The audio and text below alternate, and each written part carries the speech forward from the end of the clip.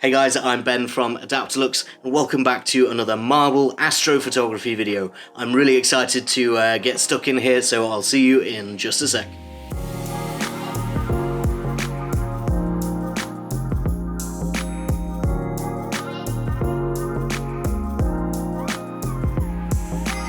I was really happy with the shots that we got in the last video, and if you've not checked that out, I recommend going and watching that first, because it covers all of the basics of creating stars out of these textured translucent marbles and creating some planets out of the normal marbles. And we got some really good shots out of that, which got a great reception. Thank you all for your lovely comments and suggestions and ideas. In this video, we're going to take that to the next level. We're going to implement some of those ideas that people had. We're going to be creating some nebulae. We're going to be adding some stars into the backgrounds of these shots, and we're getting some more interesting angles on our marbles, making them look a little bit more realistic and a bit more like actual planets. So I'm going to get started using our new huge selection of marbles. Our setup is pretty similar to the last video in that we have the camera shooting down from the top down onto our marble, which is being held by the Adaptalux Studio, just one of the arms bent round there, and then another lighting arm pointing straight towards the marble to get that half surface lit. With the last shoot, some people quite rightly pointed out that the properties of astrophotography and macro photography are quite different when it comes to focus. To combat that, we're going to have to use some focus stacking.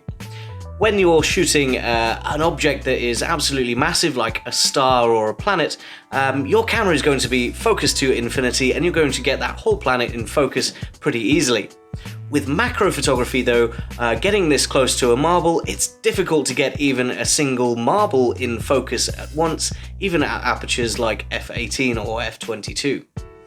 Using our manual focus stacking rail, we're going to be able to combat that by taking multiple pictures of each marble and stacking them together in Photoshop to create an entire marble that is in focus. I'm not going to be doing a full focus stacking tutorial today.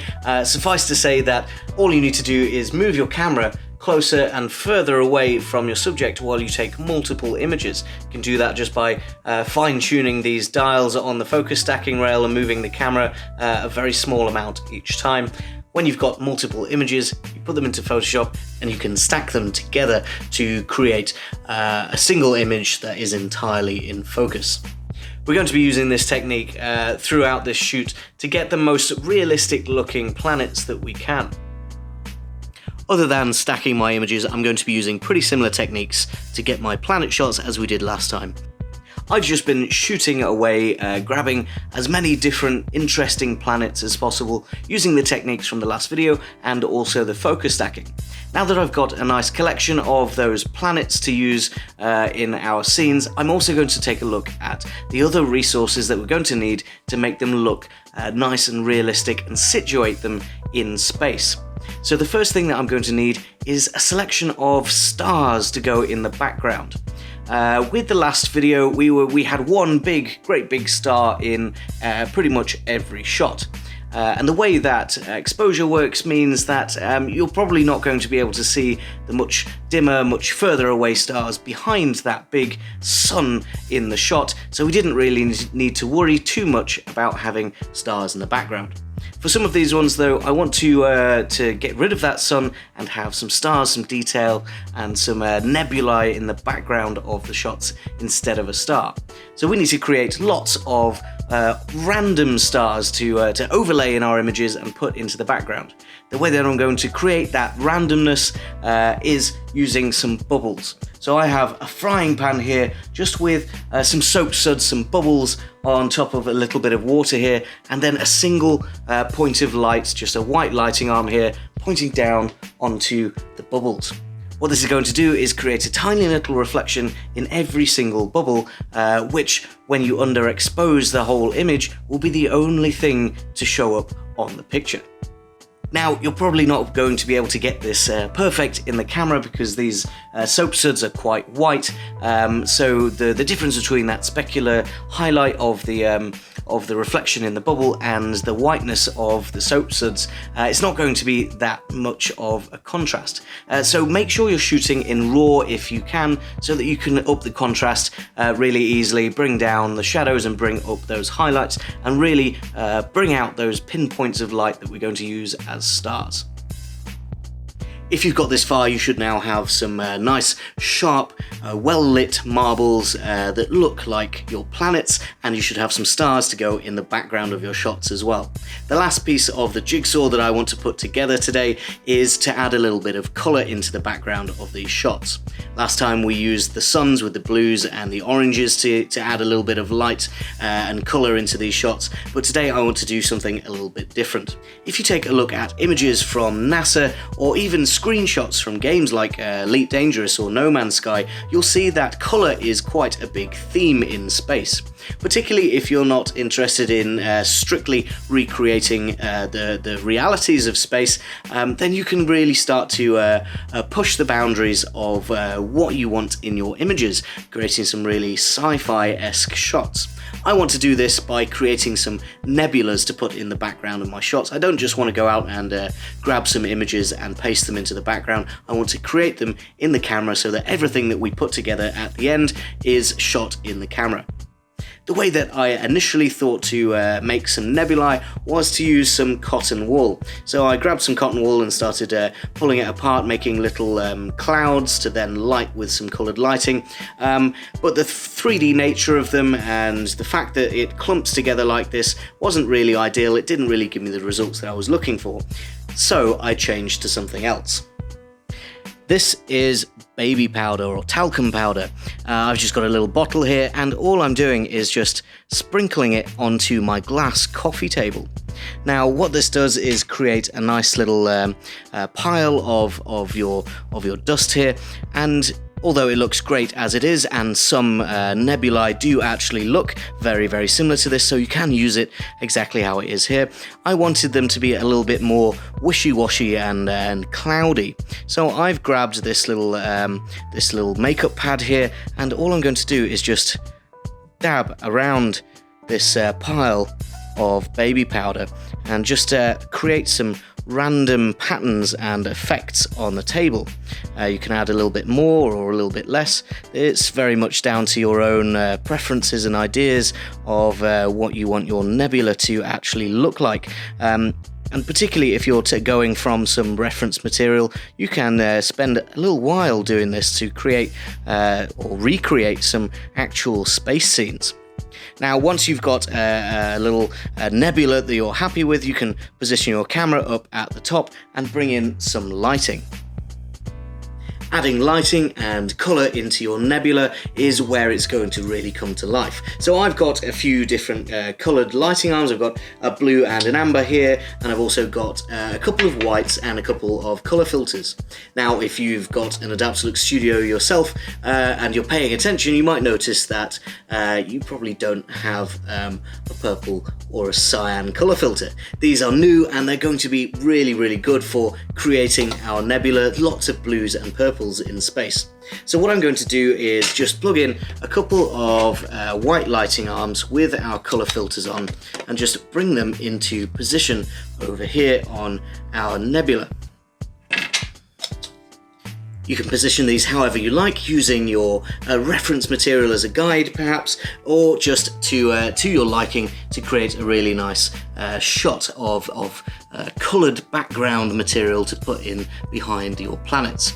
I'm just going to bring a little bit of blue in here as well, and if you're using a coloured lighting arm, remember that you can close down the beam angle quite a lot as well, just to highlight individual sections of your nebula.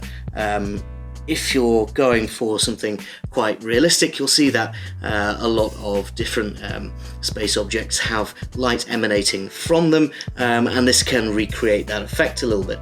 I'm going to go ahead and create a whole bunch of different combinations of nebula, changing my layout of my talcum powder on the table here, changing how my light is falling, and then I'll have a nice selection of nebulae to put in the background of my shots along with my planets and my stars. Now that we have a collection of all of our different resources, our marble planets, our stars for the background, and our nebulae, it's time to jump over to Photoshop and do some really quick compositing, nothing too complicated. So I'm going to jump over there now and show you really quickly how to do that. So here we are in Photoshop. I've got one of my favorite nebula photos open here, which is really, really nice with the purple and then a blue lighting arm coming across here.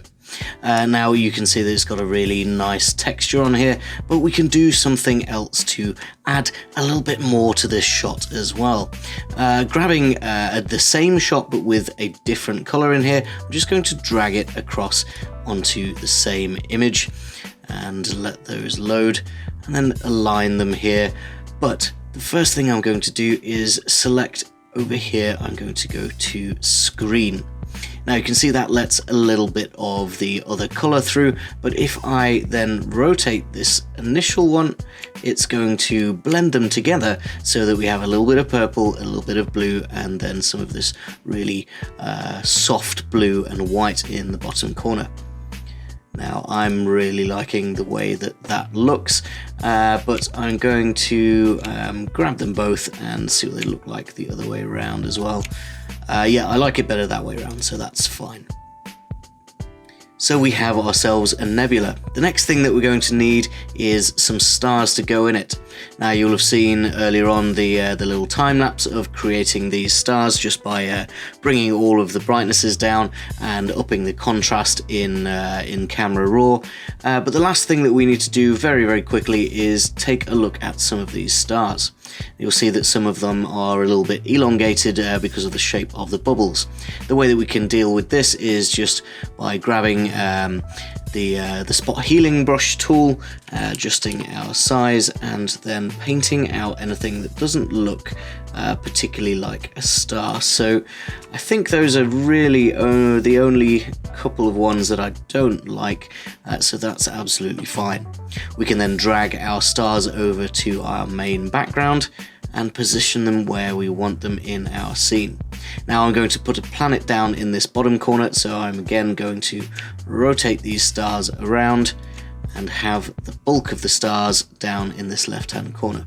I'm going to hit OK on that and then go over to our blend modes again and change this one to lighten.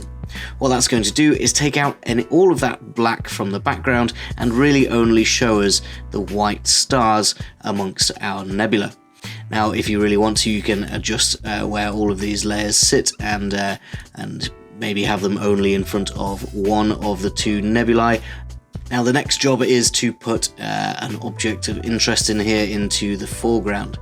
So I have over here one of our stacked marble shots. You can see that I've made some adjustments here, choosing which layers I want and don't want, and taking out some of the background glares and things like that. Just incidentally, you can do that by using the burn tool over here, set it to shadows and the 100% exposure, and then I can grab this this next layer down and it's going to very, very quickly paint out everything that I don't want without touching this nice midtones and highlights of the planet. So bringing back our main image there, I'm pretty happy with this. I've also used the spot healing brush tool to take out a few of the little imperfections on the planet itself, just by selecting this top layer and just again dabbing anything that I don't really want. There's only been a few little scratches on here, so I'm pretty happy with that. The last thing that we need to do with a stacked image like this is just to flatten it so we can get all of the images in one and then drag that across to our main scene. You'll see that we've got the black background, the same as we did in the last video, and we're going to combat that in the same way. What I'm actually going to do is change this blend mode to lighten so that I can see roughly where my planet is going to sit or where the highlights are going to sit, and then I can adjust my planet accordingly. I want it to be quite large in this frame down in the corner, so I'm pretty happy with that there. We can then use the elliptical marquee tool to drag a nice circle around our planet and just like last time, create a mask from that. We can then change our layer back to normal and unlock our mask, select the mask, and adjust where we want our actual outline of our planet to sit, just so that it takes away all of that black in the background without chopping off any of our marble. You can spend as long as you like tweaking this, but I'm going to leave it roughly about there. I think that's pretty good for this demonstration. Obviously you can fine-tune that afterwards just by linking and unlinking that layer.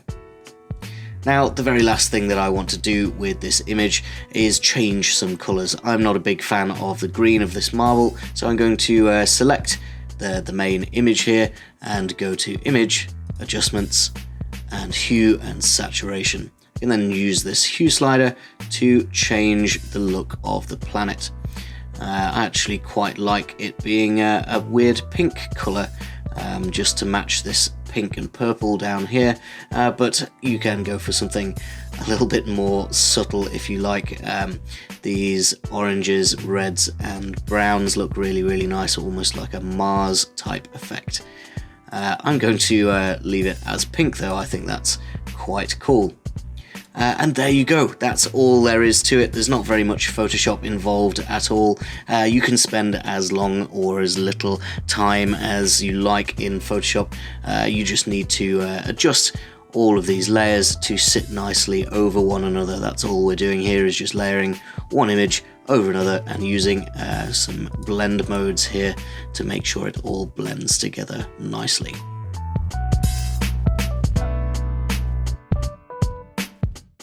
Yet again, I've had so much fun shooting marble planets. This project is an amazing creative outlet for anybody that's interested in space or science fiction. You can recreate scenes from your favorite TV shows and movies, or games like No Man's Sky or Elite Dangerous. You can put those out on your coffee table and create amazing scenes from your own head just by moving a few marbles around.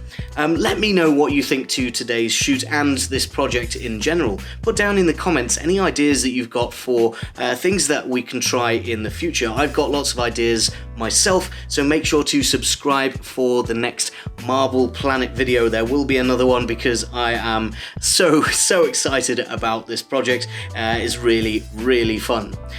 So if you're down in the comments section, give the video a like if you enjoyed it. But for now though guys, thank you very much for watching, and I'll see you next time.